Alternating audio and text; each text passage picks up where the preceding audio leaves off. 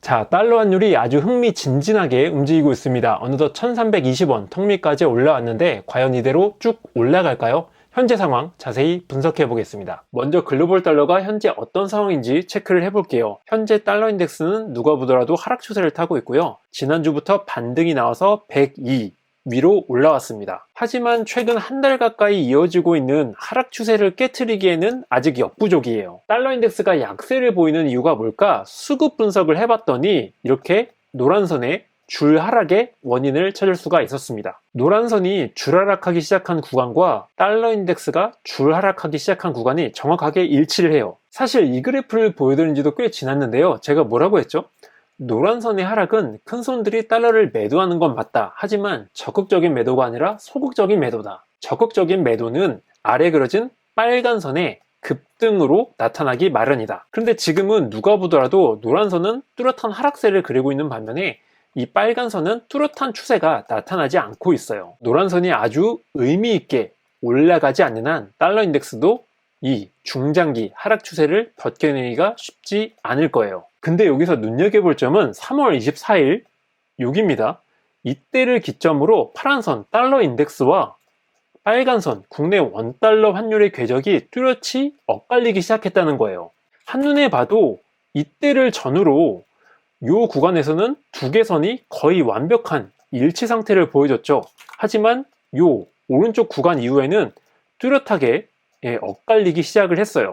이론대로라면 국내 원달러 환율도 방금 전 살펴봤다시피 달러 인덱스의 약세 흐름과 궤를 같이 해야 되는데 왜 이렇게 됐냐는 거죠. 추정 원인 첫 번째는 우리나라 경제 위기가 드디어 개봉 박두했다. 즉 외국인들이 대규모로 이탈했다, 셀 코리아했다는 뜻인데 특히 지난주부터 인터넷 커뮤니티에 이런 주장이 심심치 않게 등장을 했어요. 하지만 이건 말 그대로 확대 해석입니다. 이럴 리는 없어요. 두 번째는 오늘 열리는 한국은행의 금리 결정, 동결을 예상하고서 미리부터 달러를 많이 사들인 것이다. 이게 그나마 가능성이 있죠. 세 번째 추정은 지난 3월 FOMC 다음날 우리나라 환율 시장에서 30원 가까이 빠졌거든요. 근데 유독 우리나라만 하락폭이 크게 나왔어요. 그러니까 이거에 따른 반발 매수세 성격이다. 이것도 가능성이 있습니다. 다른 변수들도 살펴보자면 일단 다음 FOMC가 5월 초입니다.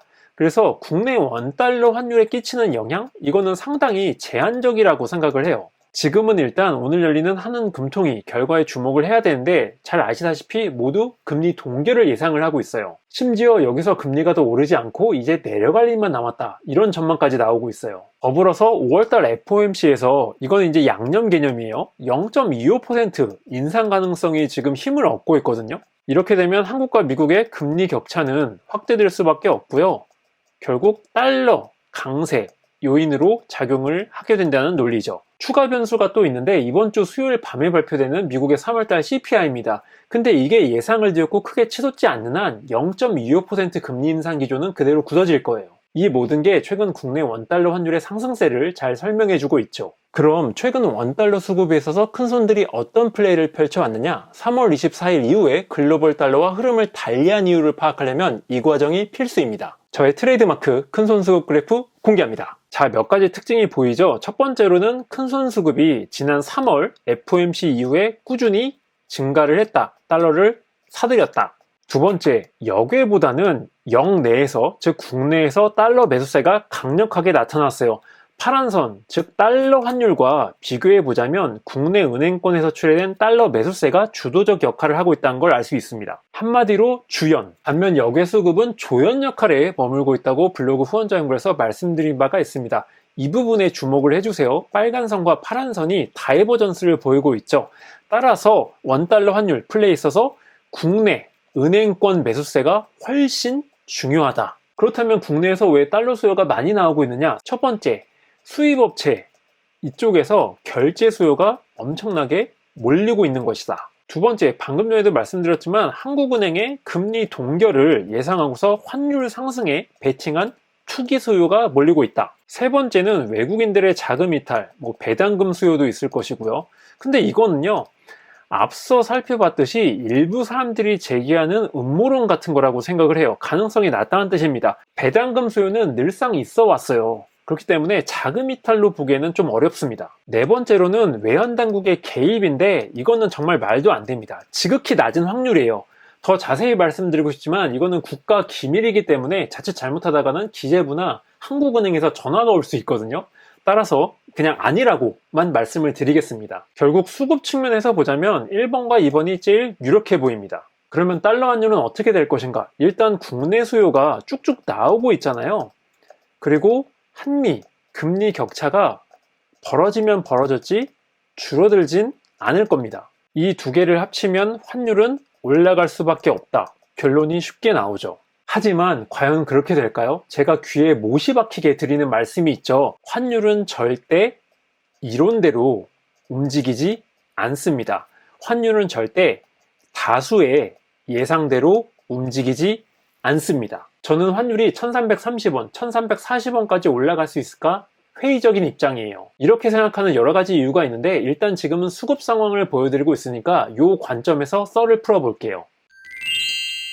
방금 전 보여드렸던 국내 국외 수요를 종합해서 하나의 선으로 그려보면 이렇게 됩니다. 여기에는 저만의 산식, 가중치가 부여가 되고요. 3월 말부터 이렇게 녹색선이 크게 치솟고 있는데 뭔가 이상한 게 느껴지시지 않나요? 만약 느끼셨다면 그분은 시장 분석에 어느 정도 감을 타고나신 분입니다. 무슨 얘기냐면 최근에 녹색선 상승폭에 비해서 원달러 환율의 상승폭은 지극히 미미했다는 겁니다. 과거 녹색선의 궤적을 보면 이 정도 기울기 상승폭이 나왔을 때 환율은 엄청나게 쑥쑥 올라갔거든요. 한눈에 봐도 이때의 상승폭과 지금의 상승폭은 큰 차이가 있습니다. 이것은 무엇을 의미하느냐? 현재 원달러 환율의 매도 압력, 하강 압력이 여전히 강력하다는 거예요. 반대로 매수세, 상승 압력이 그렇게 강력하지 않다는 겁니다. 큰손들이 지금 달러를 사들이고 있는 것은 맞아요. 하지만 호가 자체를 높이면서 적극적인 매수, 그러니까 주식으로 치면은 추격 매수하는 정도는 절대 아니라는 겁니다. 그냥 밑에만 대기 물량을 쫙 깔아놓고 매도 세력이 던지는 물량만 넙죽넙죽 받아먹고 있어요. 더불어 일정 레벨 위에서는 달러를 쉬지 않고 내던지는 세력이 있어요. 수출업체가 유력합니다. 결국 이 두 개 요소가 합쳐져서 지금 달러 환율은 기대만큼 오르지 못하고 있다는 겁니다. 누구는 반 채워진 소주잔을 보고 술이 반밖에 안 남았네 이러고 누구는 반이나 남았네 이러잖아요. 환율도 마찬가지예요. 누구는 환율이 1319원까지 올라왔으니까 또 오늘 하느니 금리 동결한다니까 야 이제 올라갈 일만 남았구나 이렇게 생각을 합니다. 대부분 여기에 속하죠. 하지만 다른 누구는 극소수는 환율이 충분히 지금쯤 1330원, 1340원까지 노려볼 수 있는 위치까지 있을 텐데 아직도 1310원대에 머물고 있는 것에 수상함을 느낀다는 거죠. 아직은 매도 압력이 강하게 버티고 있구나 이렇게요. 이 환율은요 겉으로 나타나는 등락폭, 환율 일봉 차트 이런 걸로는 절대 전망을 할 수 없어요. 누구나 다 알 수 있는 미국 경제 이슈, 금리 인상 예상치 뭐 이런 걸로 전망하면 틀리기 쉽상입니다. 펀더멘털에 빠삭한 교수, 어디 증권사 이코노미스트, 애널리스트, 어디 은행 상무 이 사람들 중에 작년 11월부터 올해 3월까지 환율 방향 제대로 맞춰낸 사람이 있었나요? 단 한 명도 없었습니다. 이 사람들이 맨날 하는 얘기가 뭐냐? 올해 환율 예상 레인지는 어디서부터 어디까지고 상고 하저 패턴을 보일 것이다. 이런 한가한 얘기를 하고 있는데 이게 제대로 된 분석 전망입니까? 유튜브에서 일부러 환율 영상 찾아보는 사람들은 지금 당장의 방향이 궁금한 사람들인데 제가 내세울 수 있는 건 작년 11월 초 요때부터 올해 3월 FOMC 요때까지의 원달러 환율 흐름을 거의 대부분 맞춰냈다는 겁니다. 물론 3월 23일 30원 급락 대참사를 겪긴 했지만 작년 11월 초 이때의 변곡점 그리고 올해 2월 6일 이때를 기점으로 제가 이제 환율 무조건 올라갈 수밖에 없습니다 의견을 내기 시작했거든요.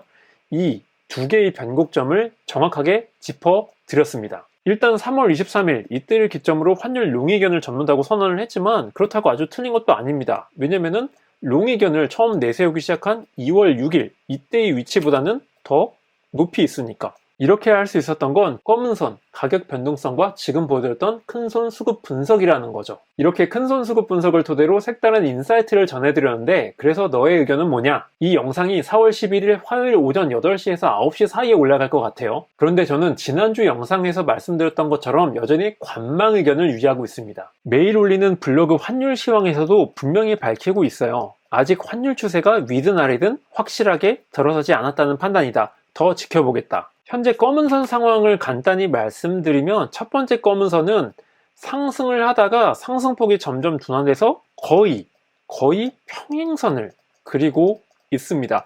그리고 제가 지난번 이 FOMC 대참사를 계기로 새롭게 등장시키기 시작한 두 번째 검은선은요, 계단식 하락 패턴을 이어가는 와중에 역시 평행선을 그리고 있어요. 여기서 중요한 게 뭐냐면 첫 번째 검은 선 바로 위에 저항선이 한 개가 아니라 두 개 이렇게 버티고 있다는 거예요. 제가 현재의 관망의견을 깨고서 이제 환율은 롱 추세다, 강세로 돌아섰습니다 라고 선언을 하려면 이 검은 선이 두 개 저항선을 뚫고 이렇게 올라가줘야 됩니다. 동시에 지금 계단식으로 내려가고 있는 이 두 번째 검은 선이 분명히 상승세를 그려줘야 돼요. 두 개 조건 중에 어느 하나라도 만족을 시키지 못한다면 저는 롱 의견을 낼 수가 없습니다. 반대의 경우도 마찬가지예요. 제가 이 달러 환율이 하락 추세로 돌아섰습니다 라고 선언을 하려면 검은 선이 이 저항선에 막혀서 이렇게 하락으로 돌아서고, 그리고 두 번째 검은 선이 지금만 해도 좋아, 계속 계단식 하락 패턴을 이어가 주면 됩니다. 근데 여기서는 차이점이